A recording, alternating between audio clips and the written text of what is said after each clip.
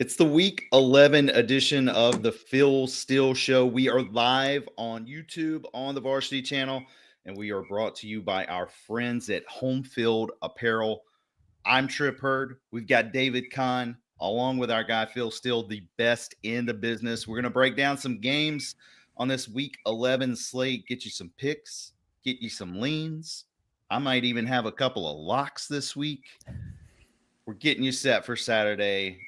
Phil, you've been doing great here lately. Top three plays, 2-1 or better for 6 weeks in a row. 3-0 last week. How you doing, man? I'm doing well, Trip. Doing well, and want to remind the viewers that also check out the Phil Steele tour, which is up and available right now. On the tour, the selections over the last 4 weeks: 14-7-1. The quick hitters are 25-10 over the last 6 weeks, and the Saturday morning tour, which has FCS games, about 54-29 over 2 years. So do make sure you check it out. Just go to philsteele.com.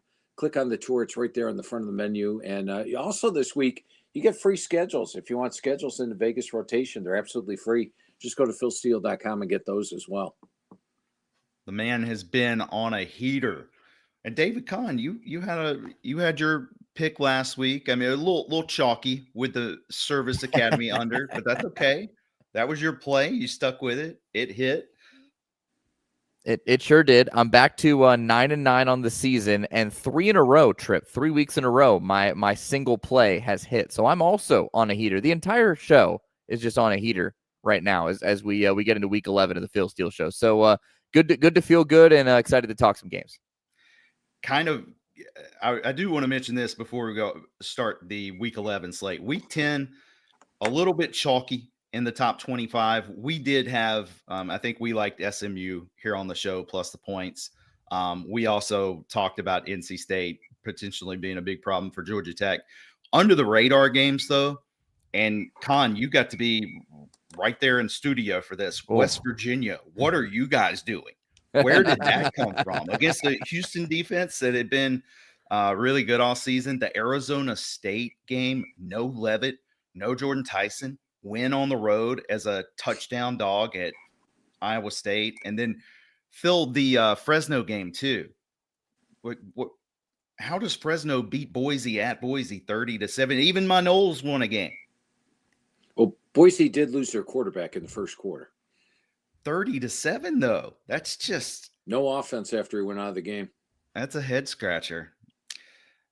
All right. Well, kind of a weird week 10. We should hopefully have some good picks for you coming up here week 11. David, you want to take us away to Thursday night?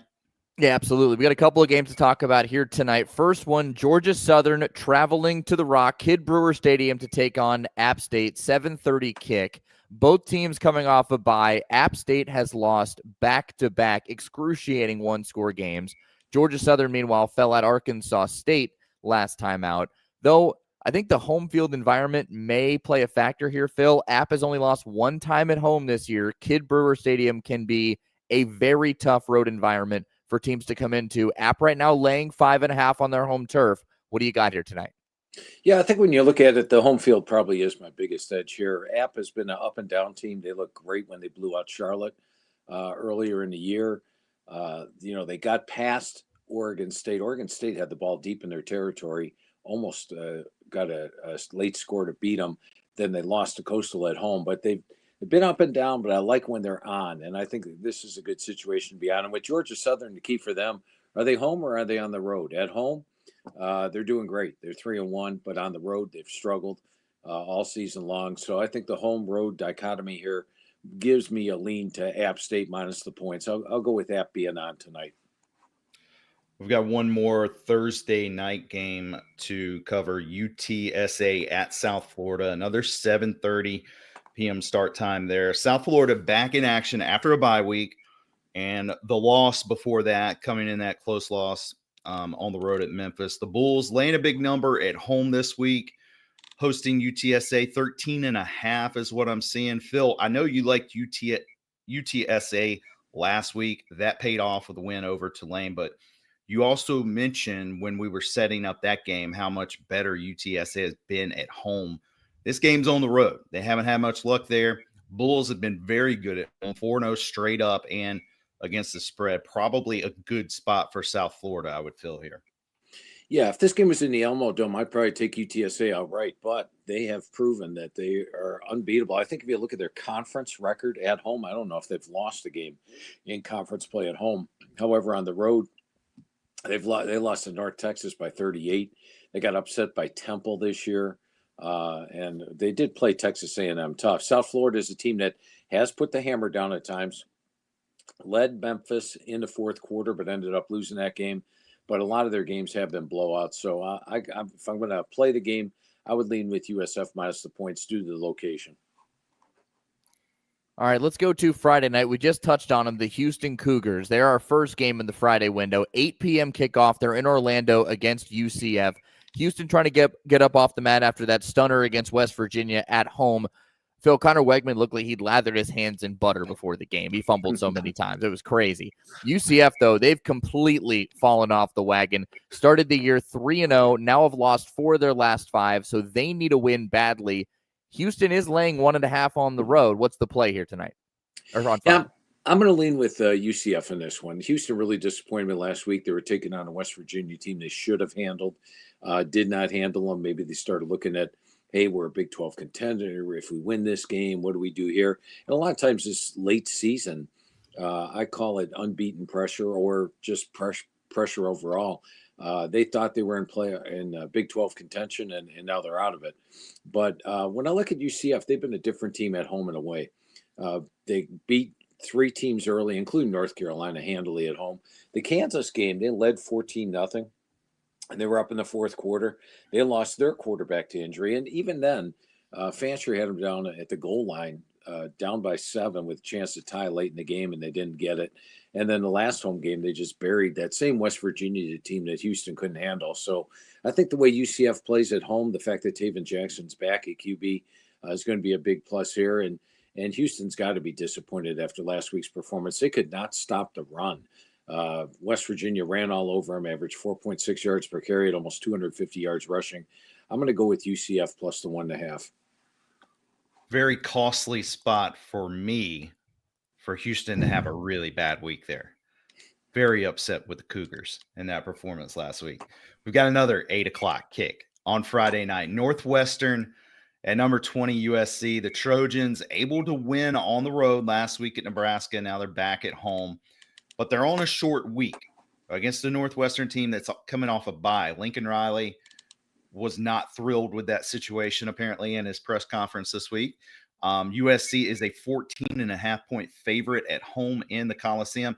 I was a little bit surprised we didn't see some more points in Lincoln last week. I think the Trojan offense will get it back on track here. Maybe a little bit of a spot for Northwestern because of the scheduling issues I mentioned, but I'd be surprised if we don't see a way better performance from USC this week on offense. Yeah, and you have to be impressed. I mean, they're really banged up at the running back core, but the walk-on, King Miller, doing a great job running the football. He's averaging 7.8 yards per carry. They do have an excellent offensive line. They've got speed at the receiver position with Lemon and Lane and McCree. And then you look at Jaden Maava. He's a better quarterback at home than he is on the road, but still on the season hitting 65% with a 15-5 ratio. So I do think the offense will be more explosive. They did benefit last week. They were down against Nebraska 14-6. Raiola goes out with injury in the third quarter, and then Nebraska had very little offense after that. So I think that helped them get that road win, but they still didn't cover. There's something like 1-15 against the spread when in Central or Eastern time zones, but much better at home. We've seen them dominate a team like Michigan 31-13. And Northwestern's key is running the football. They got 2 really good running backs in Komalafi and Hyman, and they've been putting up 200 yards on a lot of opponents, including Oregon, where they played at home. But to me, the key to this game is going to be Preston Stone. I think when you look at USC, they've got a ball-hawking secondary and a great pass rush. And Preston Stone has been an interception machine. He's got a 10-9 ratio on the year. But when they played Purdue a couple weeks ago, he had probably 3 dropped interceptions in that game. So I look for USC to shut down the run, put the game on Preston Stone's shoulders. A key interception or 2 is going to lead to USC winning this one by more than the 14.5. All right, Phil, before we get to the last game on Friday night, I just did some quick research while you guys were talking about Northwestern at USC. I'm pretty sure UTSA has won 24 consecutive conference home games. So there you go. Going all the way back to November 23rd, 2019 is the last time they lost a conference home game. It was to Florida Atlantic. That's the last time they lost a conference home game. So 2020 on, they have not lost a conference home game. So there you go, 24 in a row for UTSA. Keep that in mind for you, those of you wanting to hammer the Roadrunners. All right, big game in the American. 9 p.m. Friday night, Tulane at number 22 Memphis. The season is on the line for both of these teams in terms of big-time playoff implications. Each team has already lost one time in American play. Tulane just got embarrassed by UTSA last week. We just talked about it. Memphis avoided the letdown spot, stomped all over Rice, but their quarterback, Brendan Lewis, is iffy to go tomorrow night. A.J. Hill would start in his place.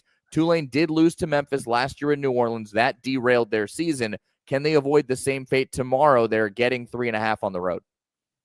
Yeah, I'm going to go with Memphis here. And first of all, let's address Brendan Lewis. So watch the end of the Rice game last week. Why the heck are you running a quarterback draw with Brendan Lewis in the fourth quarter when the game's out of reach for starters? But he went into the tent. Silverfield asked him in the tent, how you doing? He said, Coach, you want me to go back in? I'll go in.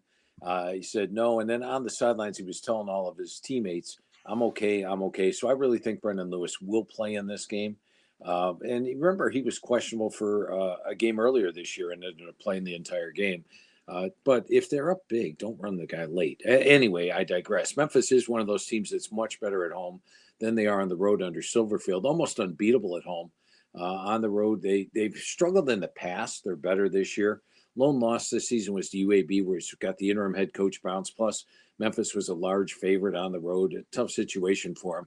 And, Summerall, since he started getting all these rumors, and John Summerall would be an excellent hire. Whoever in the SEC wants to hire him, John Summerall's a great head coach. I think would have great success in the SEC. But it seems like the team's been a little affected by these rumors of Summerall leaving. So I'm going to lean with Memphis minus the points at home. I think you get good line value here with the line down to 3.5 or 4. Don't leave, John. Don't leave, please. And by the way, David, good research on that UTSA thing. I love it. Thank you. Well done. Saturday, noon slate. Let's get it started with Indiana. Just an absolute wagon this year. Rolled Maryland last week. Another no sweat cover. Phil, there was a play where Mendoza was running behind his offensive lineman into the end zone, and the guys were like shaking hands before they even crossed the goal line. I mean, they're just making it look so easy. Number 2 in the playoff rankings. Are on the road for the second week in a row, though. At Penn State, laying 2 touchdowns, 14.5. Penn State was competitive with Ohio State last week, 17-14 at the half. The Buckeyes covered, but Nittany Lions had a chance to backdoor it at the end there. I wonder if Penn State could have enough left in the tank to possibly keep it close, but even I wouldn't be shocked, but I just can't fade Indiana right now. They've been so good, and I feel like they probably know this is the last real test the rest of the way, because they've got Purdue and I think Wisconsin coming up after this. What do you like here? Yeah, surprising stat. Indiana's final 3 Big Ten opponents have a combined 0 Big Ten wins this year. How about that? And who would have thought that at the start of the year with Penn State? I think talent-wise, Penn State, if they were to play an A-plus game here, would have the talent to clearly hang with Indiana, potentially even pull the upset. But they don't. They're not playing like that level. And they're also lost Drew Aller at QB. It's down to Grunkmeyer at QB. And then Penn State's always a tough place to go in and play, right? But how fired up is this crowd going to be? They came into the season with national title expectations, and they've now lost 5 in a row. Their team is going nowhere. Do these guys even want to make a bowl game this year? And as you mentioned, with Indiana, the thing I love about Curt Cignetti is you put them on the sidelines, you put a camera on them in the fourth quarter, they're up 44-3. and he's expecting his team to play 100% every single snap, and that helps them so much to cover these games at the end. The most surprising game I've seen from Indiana this year was the Michigan State game, because it got ahead of the spread and then actually gave up a field goal for the backdoor cover, which I believe might have cost us here on this show, or it definitely cost me somewhere. Yep. But I got to go with Indiana minus the points, and until, like you said, I mean, they're a wagon right now. They are rolling, so I'm going to keep playing Indiana each and every week, and they've been dominant. Phil, you bring up the fact that it might be hard for Penn State to get up for this game. One thing that nobody gets up for, a 12:15 big noon kickoff. All right, that we just can't have it anymore. I'm getting tired of it, just like you. I'm on your side here. Let's go to the SEC, where we'll have a true noon kickoff. Number 5 Georgia at Mississippi State. Talk about wagons trip with Indiana. Georgia kind of on wagon watch right now. They continue to roll in SEC play, winning 4 straight, while Mississippi State, they finally got off the schneid. They got their first SEC win at Arkansas last weekend. The Bulldogs, basically, they seem on a collision course with Alabama for the SEC championship game in Atlanta. But Mississippi State, Phil, they're a remarkable cover team this year. 8-1 against the spread for Mississippi State. They're getting 9.5 at home. What do you think here? Don't forget about Texas A&M, David. Yeah. Undefeated in the SEC. Yeah. But with Georgia, a couple weeks back, I said they're going to win the rest of their SEC regular season games. I still feel that way strongly. I love this offense. Gunner Stockton, you call him Runner Stockton. He's got a 12-2 ratio, throwing the ball by dangerous runners, really added something to the offense. Defensively, they've been surprising in the first half. They give up a lot of first half yards and points. Then the second half, they're absolutely dominant. And Mississippi State has played great. I mean, they could easily have beaten Tennessee. They could easily have beaten Florida. They could easily have beaten Texas. They led by 17 in the fourth quarter, for crying out loud. And then last week, down by 14, they rally and get a fourth down touchdown pass to get past Arkansas on the road. So a big road win there, but they were outgained. I just think Georgia, it's playoff time. It's time to get it. And this game is, it may be close for a while, but I think Georgia gets ahead of the spread late. And keep in mind, Texas A&M beat this Mississippi State team by 22. So I like Georgia in this one, minus the points, but it wouldn't be one of my top plays of the week because Starkville can be dangerous with all those cowbells. Yeah, and we can't make Georgia a wagon, David, because they are 3-4-1 against the spread. If you're going to be a wagon, you just got to be demoralizing teams out there. I'll rescind the wagon. I'll put it back in the cart. Put it back in the barn. All right. Well, I do have one team that I think we could maybe put on wagon watch here. Actually, a couple of teams, and we'll see. This is a great game in the Big 12 this week. BYU and Texas Tech. If you saw the playoff rankings, you see undefeated. We're not BYU. Talking playoff rankings. Not talking. Okay. Free of playoff rankings. Okay. Don't talk about that. Go ahead. There was a chart that I saw where BYU is just one spot ahead of Texas Tech. However, Texas Tech is a team that's favored by 10.5 against an undefeated Cougars team. So is this a fishy line here? I don't know. Yeah. College game days in town. Not that anybody can watch it. You want to get me fired up. You can't watch it anymore. So we definitely don't want to go down that rabbit hole right now. Here's the thing. You will go broke betting against BYU and Bear Bachmeier. That's been the story all season. They've been awesome, but I'm just a big believer in Texas Tech. I have been all season. Red Raiders with a huge win at Kansas State last week. They've got their quarterback back. Terrence Carter Jr. also back at tight end, big part of the offense. Pat Mahomes is going to be at the game this week. I mean, that's got to be worth a field goal, right? I like Texas Tech here. I'm going to play Texas Tech. It's not going to be one of my favorite plays on the board this week just because BYU is a good team and BYU does not beat BYU. They're not going to shoot themselves in the foot like some of the other teams we've seen this season. Phil, what do you think about this one? All right. Well, first of all, no playoff talk. The first playoff rankings, trite and insignificant. It'll all work itself out by the fourth or by the final week of the season. We'll know the playoff thing. It's just wasted space even talking about that right now. Second, you are absolutely correct. You go broke betting against BYU. And last week, I thought Texas Tech was ripe for an upset against Kansas State, and Kansas State led early, but then turned the ball over so many times. Texas Tech took advantage.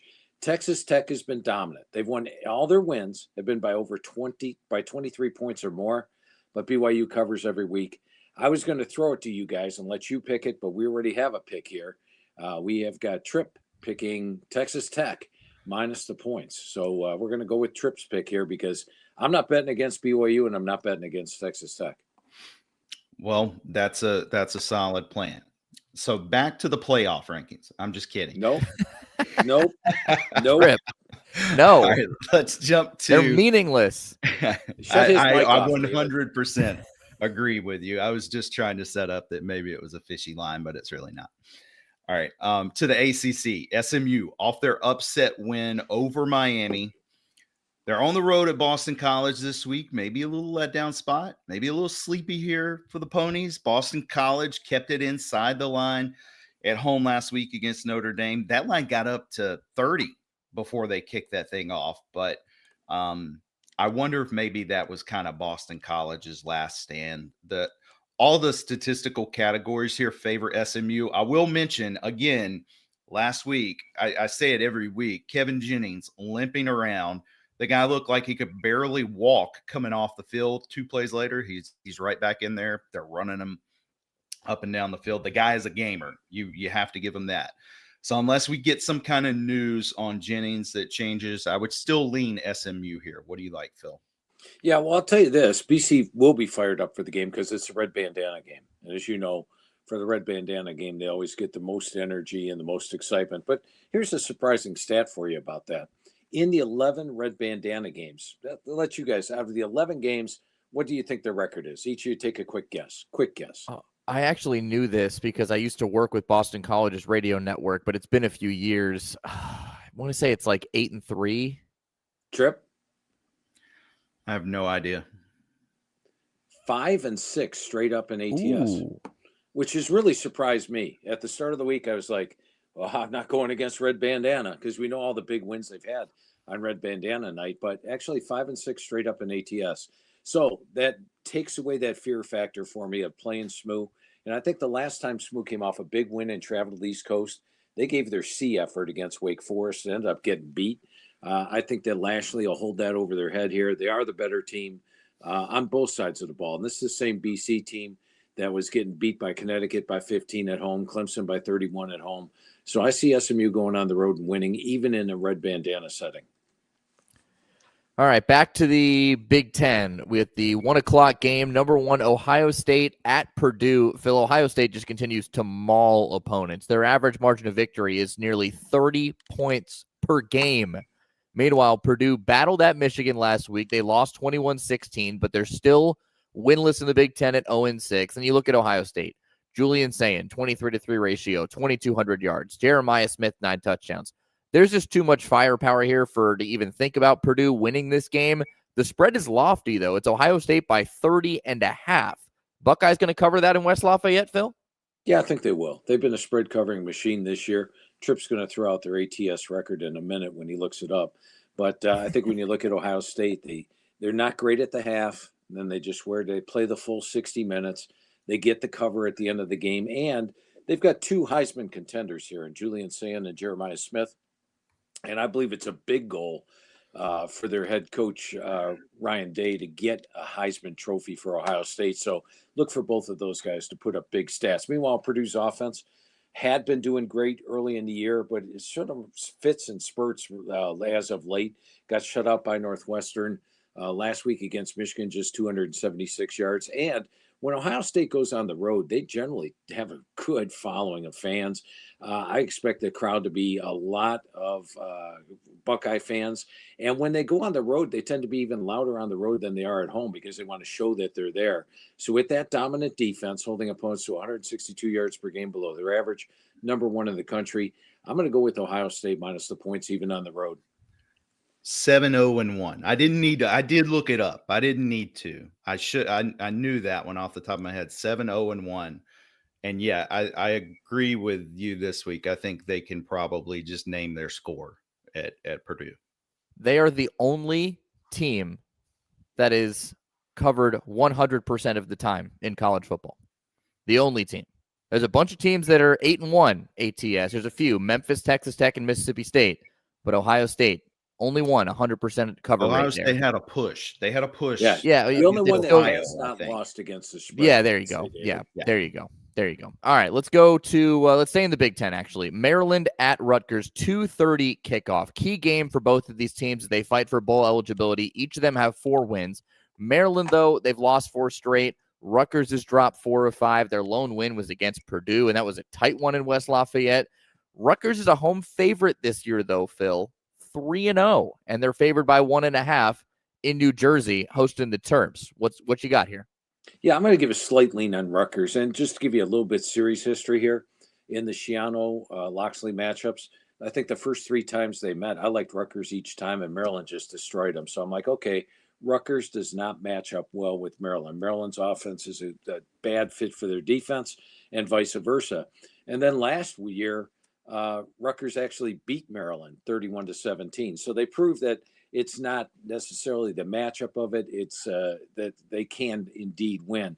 I like what Rutgers offense is doing with Callie McManus, running the football with Raymond. The defense is not good. Meanwhile, Maryland, they get good pass rush. They're among the leaders in the Big Ten and TFLs this year. And if you look at their entire schedule, they've had basically one bad game. That was last week against Indiana. Prior to that, they lost on a late field goal to UCLA. When they played Nebraska, they had the lead in the fourth quarter and lost. They led Washington by like 17 points in the fourth quarter and ended up losing that game. So Maryland's been playing extremely well. I'm just going to give a slight edge to the home team here, but it clearly wouldn't be one of my top plays of the week. All right, we've got a really big SEC matchup in Como this week. A&M and Mizzou. Phil, it looks like you're on the A&M side here. I like Mizzou. I'm going to try to sell you on this and see what you think. I think everybody's probably on A&M. A&M's undefeated. Great defense, electric quarterback, Marcel Reed. I think this could be a tough test, though. The line was 7.5 a couple days ago. Now I'm seeing 6.5. I'd love to get Mizzou plus over a touchdown. Both these teams coming off a bye. Purbulla, Missouri's quarterback, he got hurt in the Vandy game. But with their backup Zollers, they were still in position to have a chance to win that game. And when I saw him play, I didn't see a guy that looked like he was in over his head at all. 14-23, 138 yards. He had a touchdown. I don't know if you know this about him. Early on, senior season of high school, he dislocated his knee. They weren't sure if he could ever play again. He's not going to be the runner Purbulla is, but I think he might be a better thrower of the ball. I get it. It's really tough to have your first start at quarterback against this A&M defense, but I'm just telling you, I feel it in my knee. Missouri's going to be a problem this week. All right, well, I'm leaning with the Aggies, and when I look at Texas A&M, I think they'd be one of the most complete teams in college football. Great defense, holding opponents to 90 yards below their average, get pressure on the quarterback with 32 sacks. Offensive line, I've said this before when I talked to Coach Elko last year about the offensive line. He said, Phil, we're middle of the road in the SEC. When I talked to him this year about the offensive line, I said, Phil, we're at the top. We're a Joe Moore contender. And the Joe Moore Award, by the way, going to be releasing our semifinal list on Wednesday of this upcoming week. So make sure you check that out. Got a good feeling as Texas A&M's going to be on that list. But A&M's got VHT running backs. They got Marcel Reed, and then they've got Craver and Concepcion at receiver. When I look at Missouri, I see a team that's benefited from a soft schedule. They played 5 very manageable teams early. They put up great stats.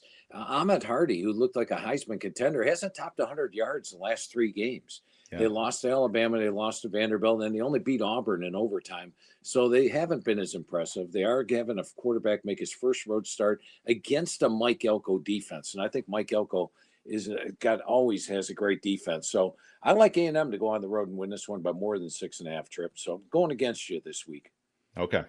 It's okay to go against Tripp. Everybody does it. It's all right.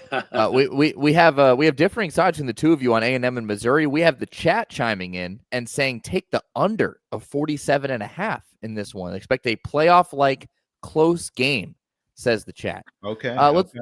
let's go to the Big Ten. This is a game that I'm very curious what you think here, Phil. It's a little worrisome for the sixth-rated Oregon Ducks as they have to travel to Kinnick Stadium to take on the Iowa Hawkeyes, who are 26-7 on their home field since 2021. But as a home underdog this year, 0-1 and 0-2 against ranked opponents so far. The game is expected to be windy and rainy, which favors the team who runs the ball a little bit better. Oregon is still laying 6.5 on the road right now, but this might be a spot to take the Hawkeyes with the weather conditions in the home field environment. What do you think, Phil? Yeah, I like Iowa in this one. And I think you have two different styles. With Oregon, if they can put on some points late in the game, they will. They like the style points. They like the flash. And you look at this game statistically, Oregon's outgaining their foes by 245 yards per game, Iowa by just 93. So that would say Oregon. But when Iowa gets the lead, they're happy. They just want to win the football game. Now, a couple of advantages for Iowa here. First of all, they played Indiana, that team Tripp was talking about earlier, the absolute wagon. And that game was actually tied 13-13. And Iowa, with about 3 minutes left, is kicking a field goal to go ahead in the game. And they miss the field goal. Indiana drives down, gets a touchdown, and wins the game by 5, 20-15. And that touchdown came in the final 2 minutes of it. So they almost beat Indiana at home. They have a large special teams here, Edge. I was one of my top special teams in the country. Oregon's in the middle of the pack. Do you know that Iowa, and I put this on the Phil Steele Plus tour with selections, which you should check out. I have a selected angle in this game. When Iowa is a single-digit underdog in Big Ten play, like they were against Indiana earlier, and you said they were 0-1 as a home dog. They did cover against Indiana in that game. They lost straight up. But they are 8-1 against the spread as a single-digit dog in Big Ten play. It's Kinnick Stadium. It's going to be fired up, as you mentioned, wind and rain. And when you look at Oregon, look at the schedule a little bit. They've beaten Montana State, Oklahoma State, Northwestern, Oregon State, Penn State, who not as good as we thought they would. Definitely not anywhere near as good as we thought, or especially me thought they would be this year. Lost to Indiana. They beat a Rutgers, and they beat a Wisconsin. So who have they really beaten this year? I'm going to go with Iowa plus the points. All right, let's jump back to the ACC. We've got Miami in here again. I just want to put them on the dock this week because they're playing Syracuse. The Orange have just been outmanned lately. They played another quarterback against North Carolina. I think he threw for about 5 yards or something like that. Their only touchdown was on a fumble recovery. You've got an angry Miami team coming off a loss. I just think this might be a good spot for a Miami cover. Would you have any interest in this one, Phil? Yeah, I agree with you 100%. And, the one thing I thought about last week after the show was over with Syracuse and North Carolina was, do you remember in the NFL, Bill Belichick against a rookie quarterback? He always had a tremendous record. I think it was almost an unbeaten record when the Patriots were in their heyday. And there they put Joseph Filardi, a walk-on at quarterback. And the guy hit like 0 of 8 passes to start. He finished 4 of 18 for the game. And they didn't pull him. They did bring in another backup in Luke Camdy, and then Ricky Collins, I think, saw a little action last week. But they are struggling across the board. And as you mentioned, Miami's off a loss. They need to look super impressive to get any goals they want. I can imagine Mario Cristobal have this team flying off the charts and wanting to dominate. So I got to go with Miami minus the points here. All right, sticking in the 3:30 window. In the Big 12, Iowa State at TCU. Two teams headed in very opposite directions right now, Phil. Iowa State has dropped 4 in a row. TCU's won 3 of 4, and coming off a bye week, they're laying 6.5 at home right now. High total 57.5 right now for TCU and Iowa State. What do you think in this one? This one I don't have an opinion. The last couple of weeks, I thought Iowa State would be like last year, where lost a whole bunch of defensive starters, struggled a couple games, and then came on. And that's sort of where they were. If you look at them, they played BYU at home after a couple of losses. and they led a good portion of the game. In fact, it was tied in the fourth quarter. They had almost a 100-yard edge in the game, but a couple of key interceptions turned into a loss. And then last week's performance against Arizona State, just a head scratcher for me. So they are definitely still depleted on defense and struggling, but Matt Campbell's a hell of a coach. And when they look at TCU, I haven't been blown away by any game that TCU has played this year. I mean, they barely got past West Virginia on the road. The Colorado game was 21-21 in the fourth quarter, and they're punting the ball with 5 minutes to go. It bounces off a defender. They get it. They score a touchdown. Then they had another touchdown in the final seconds. It looks like a 14-point win, but the game against Colorado was much closer than I thought. So I haven't been overly impressed with TCU. I'm going to let you guys pick this game. I say play the streak and ride the Horned Frogs as long as it's under a touchdown. If it was over a touchdown, I'd probably lean Iowa State. Yeah, I think I would lean Horned Frogs too here. There we go. They've got a road trip to BYU on deck, but if there's one team that's been worse as of late, it's got to be Iowa State.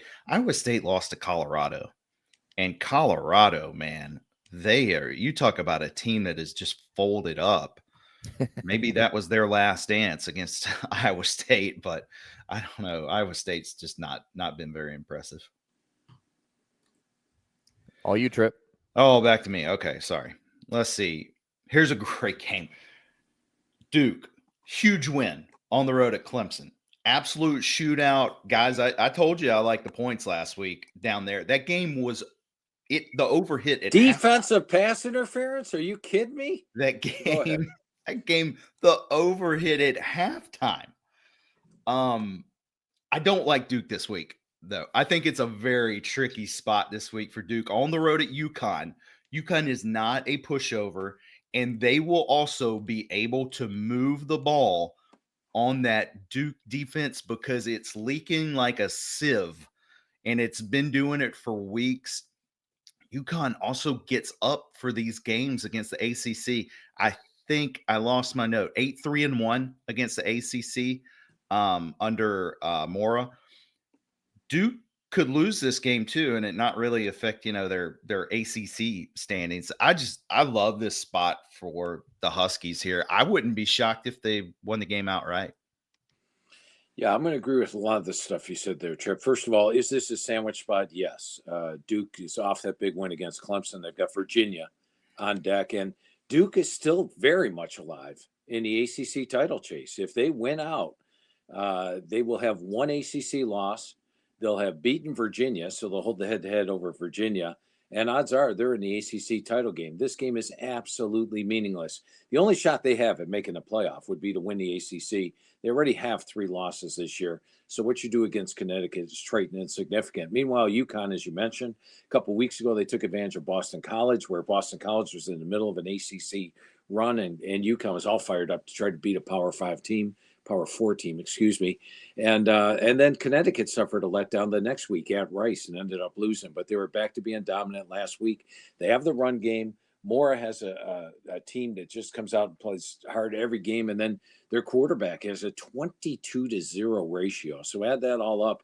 I do think this is a potential upset as well. I like UConn.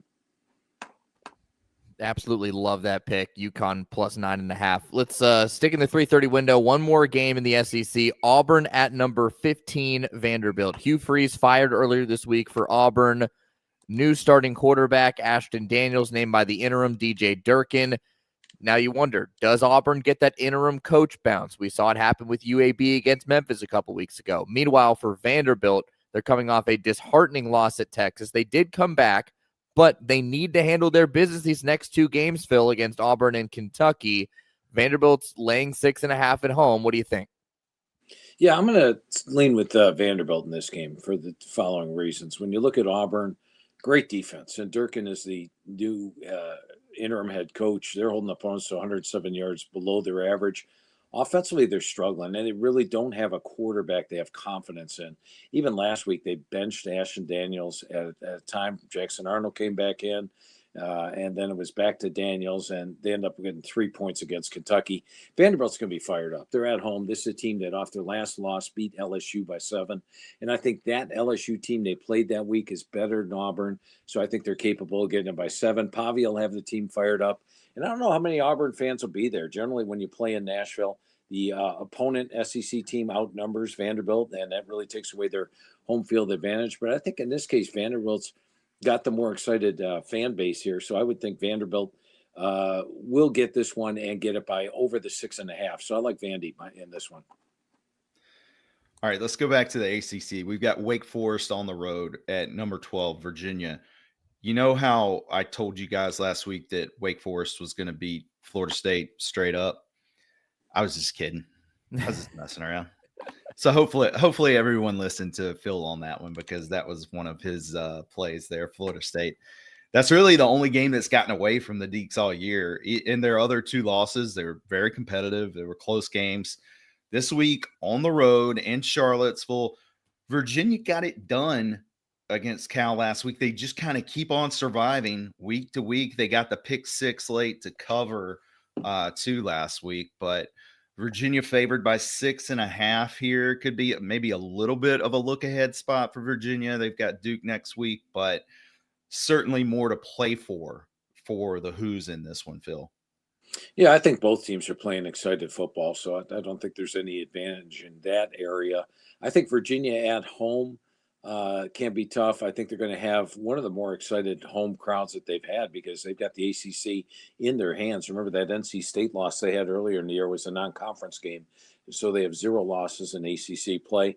And interesting about that, when I originally saw the highlights on the game and saw them get that lucky interception return for a touchdown, where if you get tackled or stepped out of bounds, they go to a knee and end the game with a 3-point win. But prior to that, they were actually deep in Cal territory and got stopped on downs. So they were driving for the winning score. They just got stopped on downs. And for the game, I'd been knocking Virginia's offense the previous 3 weeks. They had looked horrible against Louisville, Washington State, North Carolina. They did put up 456 yards on Cal and outgained them 450 by 191 yards. So they played a better game than you would expect that 24-21 late in the fourth quarter score to be. Wake is a scrappy team. They still lack on the offensive side of the ball, so I'm going to lean with Virginia minus the points in this one. Wouldn't be one of my strongest plays of the week, but I'll go with the Cavs. All right, sticking in the ACC here in the night window, Cal at number 14, Louisville. The ACC championship spots, Phil, still very much up for grabs between 6 teams. Louisville's one of them. Cal, meanwhile, trying to shore up bowl eligibility. I think Louisville's the better team here, but that's a lot of points, 20.5 against Cal. Body clock, not going to be an issue for Cal with the night game in Louisville, though travel across the country might play a bit of a factor. What do you think here? Yeah, and Isaac Brown will be out for Louisville, but they do have a couple of capable backs. Kewan Brown has given them a couple of late touchdowns in games, like last week against Virginia Tech when he got a 25-yard touchdown run for the cover at the end of the game when they could have basically run the clock with the first down. I've been not blown away with Louisville so far this year, but they are playing better. Ever since the Miami game, the offenses seem to have come on. Miller Moss, with the running game doing better, has looked like a better passing quarterback as well. So they are dangerous. They're at home. But they do have Clemson on deck, which I know is not as big a look ahead as it would have been at the start of the season. But they haven't done well in the home favorites role this year. They're 0-5 against the spread. Meanwhile, Cal, what's Justin Wilcox's best role? How about away dog? Yeah. It's like a 67% as an away dog. They've got an electric quarterback in JKS or Sagapolitelli, although he does toss some interceptions. I think Cal definitely hangs within the number here against Louisville. I do think Louisville is the better team, but I got to go with Cal plus the 20.5. All right, game of the week. Maybe game of the year in college football. Florida State at Clemson. Florida State, obviously, back on the ACC network. I'm gonna cut you off for 1 second, Trip.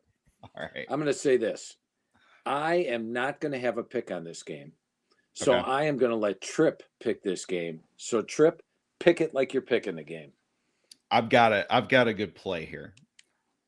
By the way, Florida State, they are the best 15th place team in the whole country. I don't care what conference you're in. You bring your 15th place team to Tallahassee and see what happens. No. You got to go on the road. Prove it, Trip. Prove it on the road. Clemson favored by 2.5. They'll be on the road this week. The Tigers have not beat a Power 4 team in Death Valley in over a calendar year. How in the world has that happened? What world are we living in right now? I think the over is my play in this game.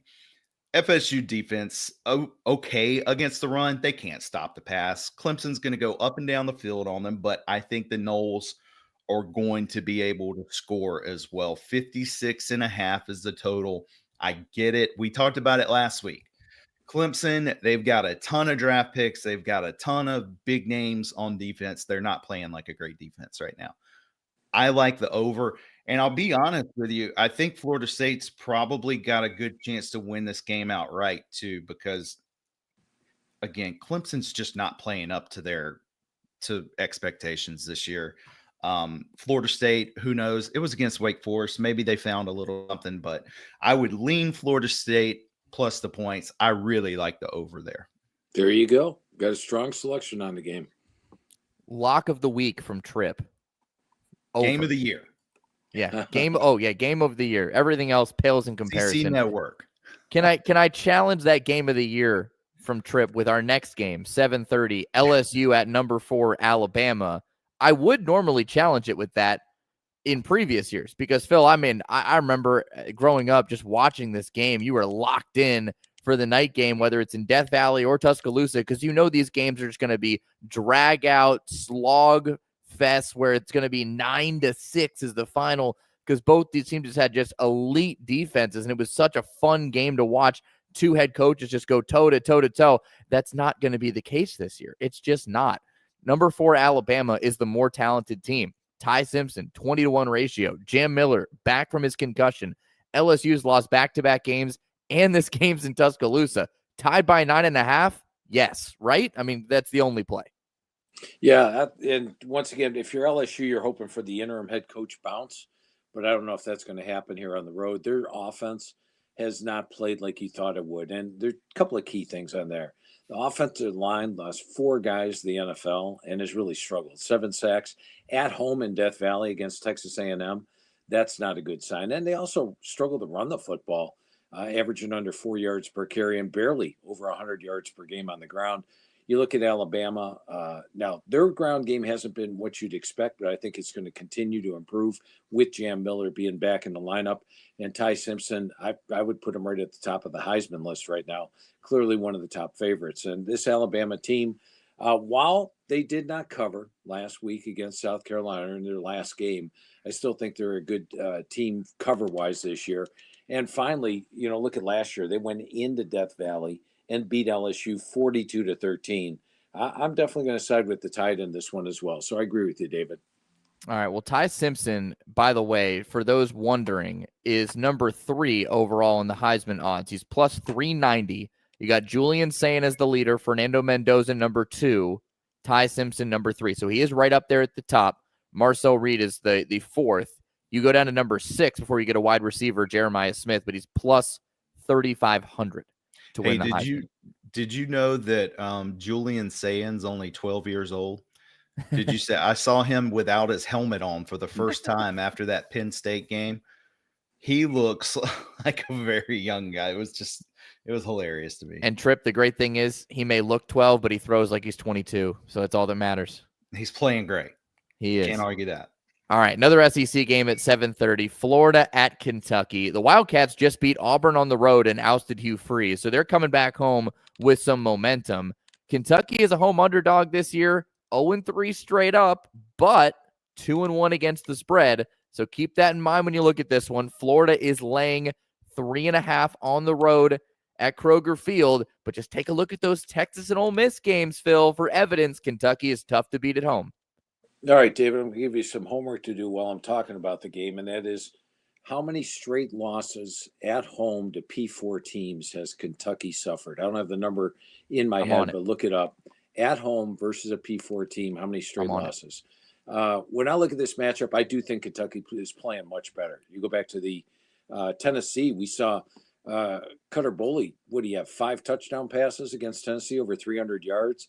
Last week against Auburn, I thought Kentucky deserved to win the game. They went into Jordan-Hare. This wasn't a lackluster Jordan-Hare Stadium. It was a Jordan Hare that was hopping. So that was a tough road win last week for Kentucky. The defense playing good, the offense getting better.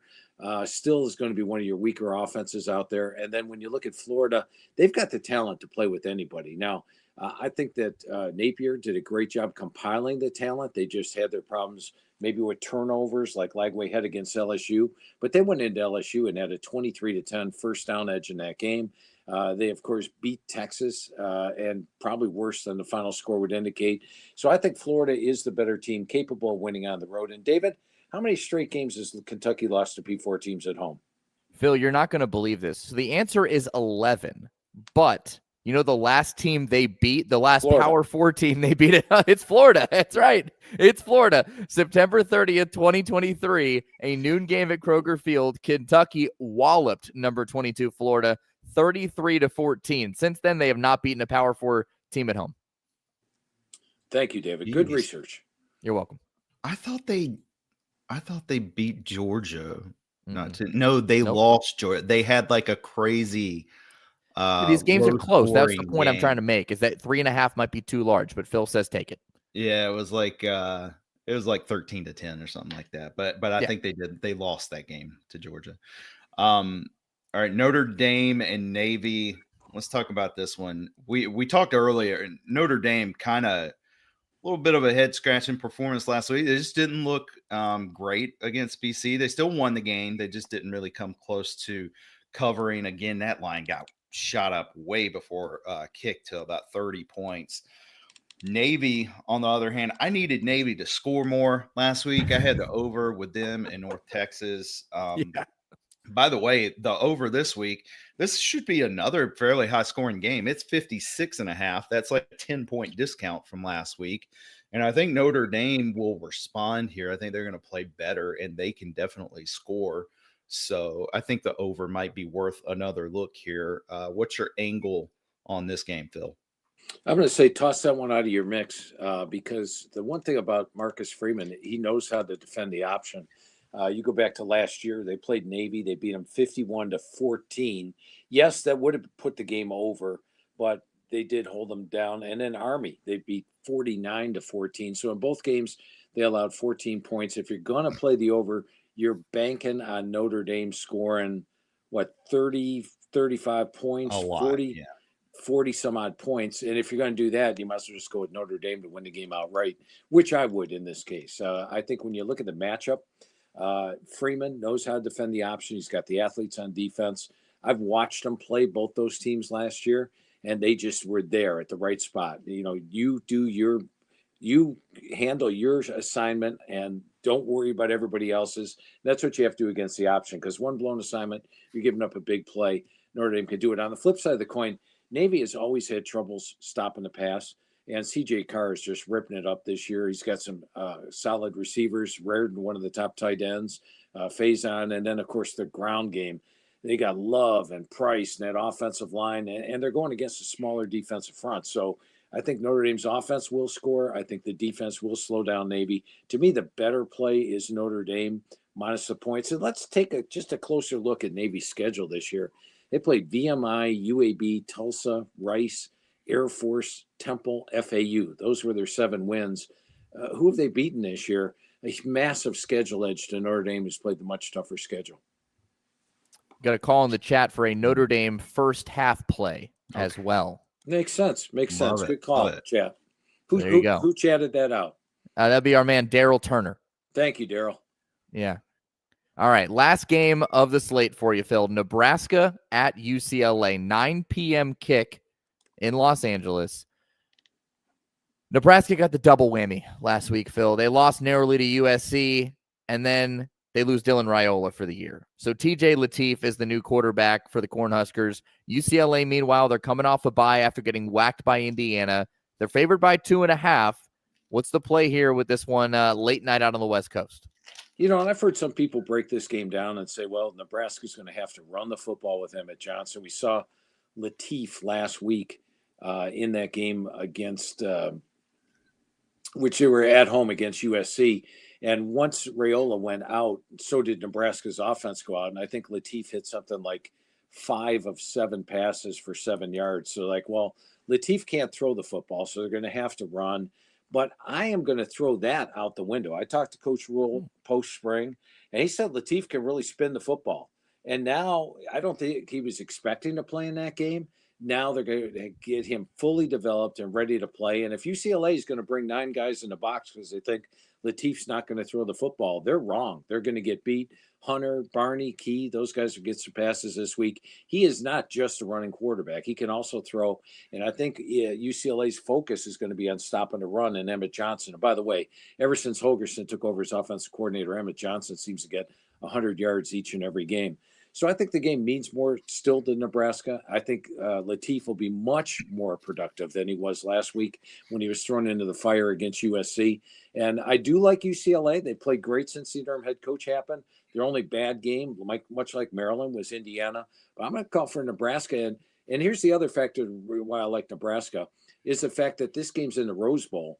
Nebraska's going to probably have the crowd edge. They're going to have a lot of fans there. I mean, if you're a Nebraska fan, you can go to the Rose Bowl and watch your team play. Why not? So I'm going to go with Nebraska plus the points to pull the upset.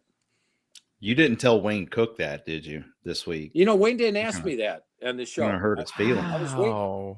Yeah, I was waiting for Wayne to ask me that one. By the way, let me correct myself. Pasadena. I said Los Angeles. Pasadena for this game. Sorry to UCLA fans out there. Matt Rule, he got extended too, didn't he? Didn't he get like a? Yes. I need that guy's agent for sure. I need somebody to represent me the way they represent Matt Rule. Phil, it's time for your top 3 plays of the week. You've been on a run here, 6 weeks in a row, 2-1 or better. Looks like the notes say if you got the best number on those games, 15-2-1 over the last 6 weeks. Even if you got the worst number, 13-5.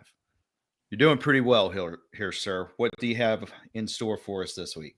Yeah, hopefully we can continue to at least get another 2-1 week this week. 2 of the games we talked about. I do like California plus the 20.5 against Louisville. Okay. I think that's too many points. I do like Vanderbilt, especially since we're laying less than 7. And, you know, you talked about those records, Trip. Half points are super valuable, guys. If you can shop around and get that half point, it's the difference. What were the 2 records you threw out there, Trip? If you got the best record, best lines, your record. Yeah, I mean, 15-2-1. If you got the best number, you're 13-5. If you got the worst, so you can see it makes a big difference to get those lines. So do keep that in mind.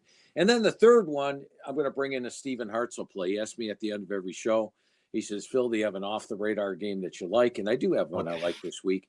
It's New Mexico State is hosting Kennesaw State. And Kennesaw State is on a run in CUSA play. They come into this a perfect 4-0, 100%.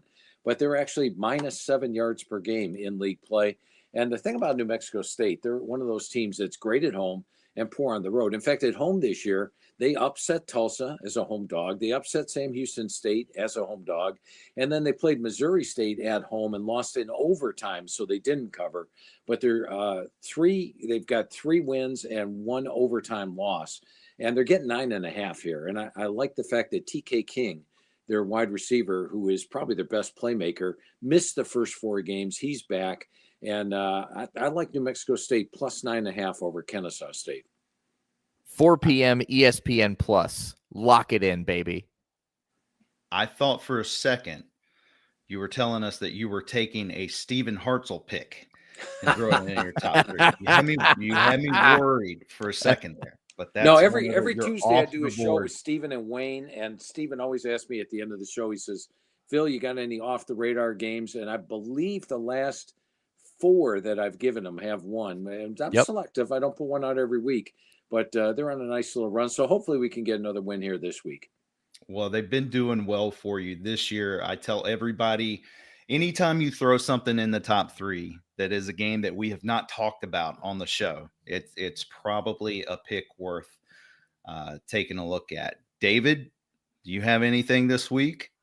I do. I'm glad that I agree with Phil on this one, but give me all my chips to the center of the table on UConn plus 9.5.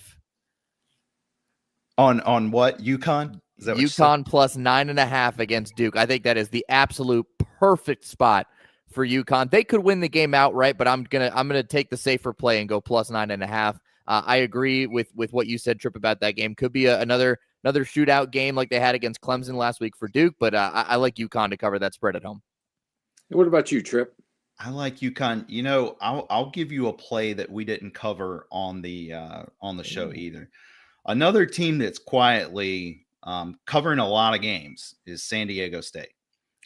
They're on the road. They're playing Hawaii. They're laying 6.5. I would play the streak with San Diego one more time. I think they've got a really good shot to cover the spread up there. And I told you, I like the over in Death Valley as well. Clemson, Florida State. I think we'll see some points there. I don't really see any reason to go against that. All right. Is that a wrap?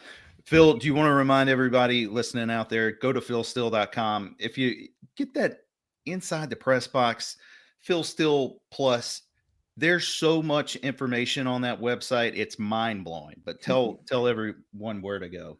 Yeah, I appreciate that, Trip. Yeah, Phil Steele Plus. Just go to philsteele.com. Click right on the front menu there and take the Phil Steele Plus tour with selections. As mentioned, the last 4 weeks, the selections have gone 14, 7, and 1. And I give out quick hitters as well. And the quick hitters, amazingly, 25 and 10 over the last 6 weeks. And then on Saturday mornings, if you could play FCS, and there's so much value in FCS, check out the FCS tour. It is 54 and 29 the last 2 years. And the great thing, all that information is absolutely free. Take the Phil Steele Plus tour each week. David, you want to remind everyone about Home Field Apparel? Absolutely. I'm sporting another one of the classic shirts from the Home Field Apparel Tulane Can't Miss Kickoff box. Is sporting their 1998 perfect season, but homefieldapparel.com, folks, 190 colleges and universities across the country. They got quality, thoughtful apparel for you and yours. The holiday season is coming. Get your holiday gifts at homefieldapparel.com. Phil15, that's PHIL15 for 15% off your order at Home Field Apparel. Trip, I don't know if you saw this, but they are dropping game day jackets. They're coming up with a new jacket, and it's coming out tomorrow at 10 a.m., I want to say, Friday, November 7th at 10 a.m. Eastern time for 66 schools.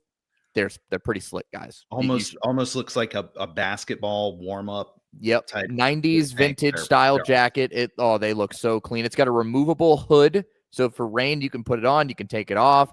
They look very, very nice. So go get those tomorrow when they drop at 10 a.m. and support our friends at Home Field. They're not going anywhere this week for their tour, but next week they'll be in Athens, so we'll talk about that then. And we have let them know we need some collared shirts because Phil does not do T-shirts. We need some collared shirts for Phil. All right, great show, guys. That's the Week 11 edition of the Phil Steele Show. We'll be back next Thursday, 11 a.m. Eastern time, live right here on YouTube on the Varsity channel. We'll catch you then.